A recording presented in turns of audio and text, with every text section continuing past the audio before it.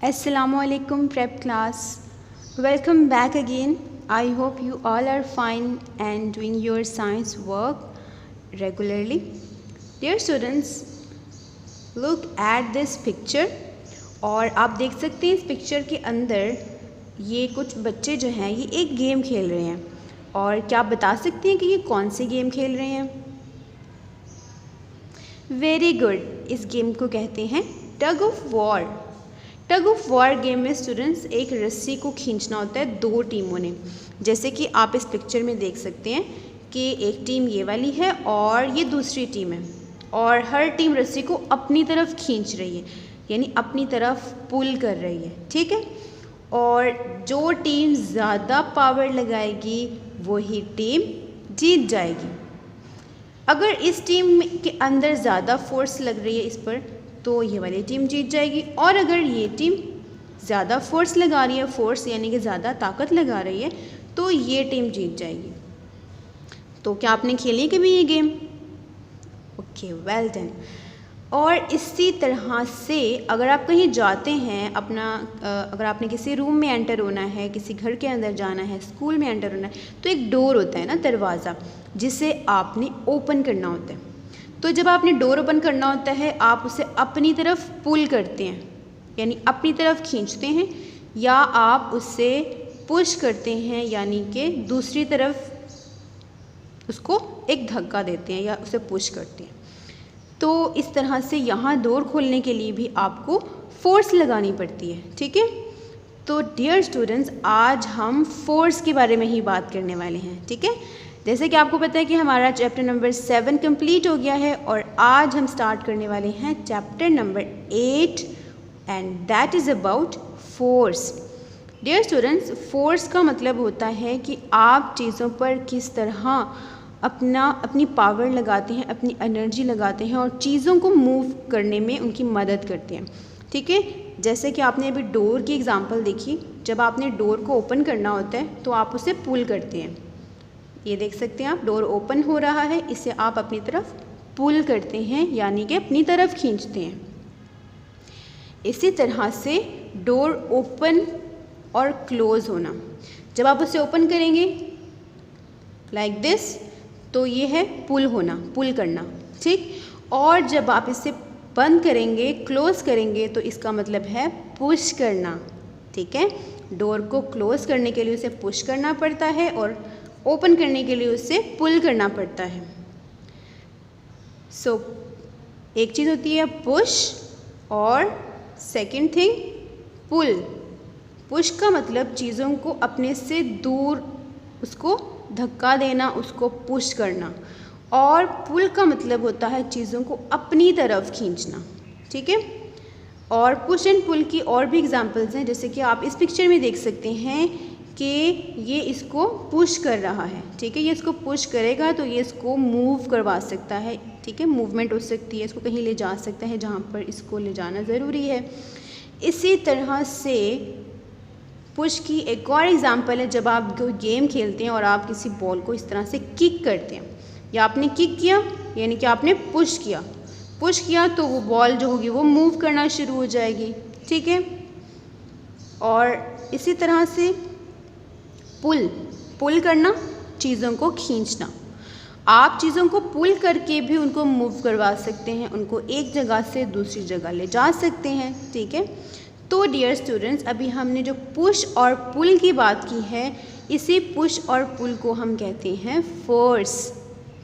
Push and pull is called force. Let's talk about the uses of force, यानी हमारी रोज़ाना की ज़िंदगी में हम कहाँ कहाँ पर फोर्स लगाते हैं।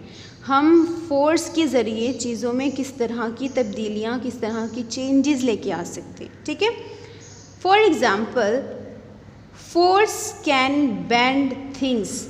हमने जब किसी चीज़ को बेंड करना है, उसे मोड़ना है, तो हम फोर्स का इस्तेमाल करते हैं, हम फोर्स लगाते हैं। फॉर एग्ज़ाम्पल लाइक दिस, जैसे ये चीज़ स्ट्रेट थी, सीधी थी, अब इसे आपने फोर्स लगाई और इसे बेंड कर दिया।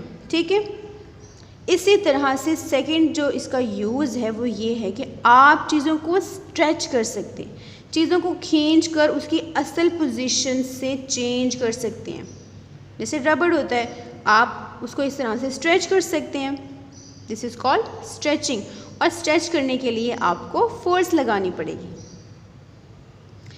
Third use is force can change the direction of an object.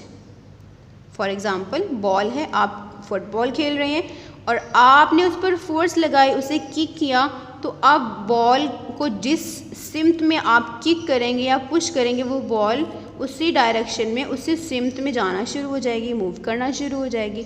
तो आप चीज़ों की डायरेक्शन, उनकी सिमत भी बदल सकते हैं, ठीक है, और उसके लिए भी आपको फोर्स लगानी पड़ेगी। इसी तरह से एक बैट्समैन जो होता है, जब वो क्रिकेट खेलता है और उसकी तरफ जब बॉल आती है, तो इस तरह से वो बॉल पर फोर्स लगाकर, अपने बैट के ज़रिए फोर्स लगाकर, बॉल की डायरेक्शन ये थी, उसने उसे किक किया, हिट करने के बाद अब बॉल की डायरेक्शन जो है वो चेंज हो गई है, बदल गई है, ठीक है। तो यहाँ पर जो बैट्समैन होता है वो क्या करता है, बैट के ज़रिए फोर्स अप्लाई करता है।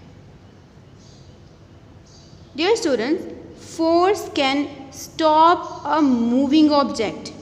फोर्स के ज़रिए आप एक और काम कर सकते हैं कि कोई चीज़ अगर मूव कर रही है, ऑलरेडी वो हरकत कर रही है, तो आप उससे रोक सकते हैं। कैसे? फॉर एग्ज़ाम्पल, एक फ़ुटबॉल, जो गोलकीपर है, फुटबॉल उसकी तरफ मूव करती हुई आ रही है, हरकत करती हुई आ रही है, और फुटबॉलर जो होगा वो इस तरह से उसे स्टॉप कर सकता है फोर्स लगाकर, ठीक है, इस तरह से।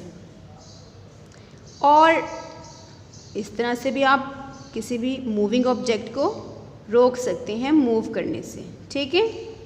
सो फोर्स के ज़रिए हम पहले ही हरकत करने वाले ऑब्जेक्ट्स को, चीज़ों को स्टॉप भी कर सकते हैं। डियर स्टूडेंट्स, फोर्स का एक और बहुत ज़बरदस्त सा इस्तेमाल है, यूज़ है हमारी लाइफ में, और वो ये है कि आप फोर्स लगाकर चीज़ों की शेप बदल सकते हैं, ठीक है। आप उनकी जो शक्ल है, जो शेप है, उसको फोर्स के ज़रिए चेंज कर सकते हैं, इस तरह से। पहले इस बॉल की शेप इस तरह, आपने फोर्स लगाया, उसको प्रेस किया, तो उसकी शेप देखिए बदल गई, चेंज हो गई है। और इस तरह से भी आपने देखा होगा मिट्टी के बर्तन बनाते हुए कि पहले वो सिर्फ एक मिट्टी है और उसको बाद में जो बनाने वाला है वो क्या करता है, अपनी फोर्स लगाकर ही उसको डिफरेंट शेप्स में बदल देता है। इसी तरह से आप चीज़ों को चेंज कर सकते हैं, उनकी शेप बदल सकते हैं। डियर स्टूडेंट्स, अब आप मुझे बताएं कि ऑब्जेक्ट्स जो हैं वो मूव किस तरह करते हैं। Very good. चीज़ों को मूव करने के लिए हमें फोर्स लगानी पड़ती है। How do object stop and change direction. और अगर आपने पहले से ही मूव करती हुई चीज़ों को स्टॉप करना हो या उनकी डायरेक्शन, उनकी सिमत बदलनी हो, तब क्या करना चाहिए? वेल डन, तब भी हमें फोर्स लगानी चाहिए। डियर स्टूडेंट्स, ये वो अब सब चीज़ें जो आपने लर्न करनी है, आपका होमवर्क है, ठीक है। और याद क्या करना है आपने? सबसे पहले डेफिनेशन याद करनी है। डेफिनेशन है फोर्स की, वो है push and pull is called force. उसके बाद आपने फोर्स के 3 यूजेस याद करने हैं। यूजेस ऑफ फोर्स क्या हैं?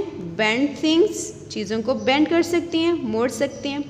स्ट्रेच थिंग्स, चीज़ों को हम स्ट्रेच कर सकते हैं, खींच कर उनकी शेप बदल सकते हैं।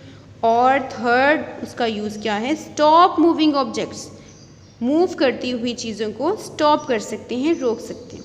So this is your work to learn. इसे आपने ओरल यानी ज़ुबानी याद करना है, ठीक है। और इसे जो नेक्स्ट वीडियो होगी उसमें हम इसका रिटन वर्क करेंगे। सो आपने नेक्स्ट वीडियो भी देखनी है। अस्सलाम वालेकुम।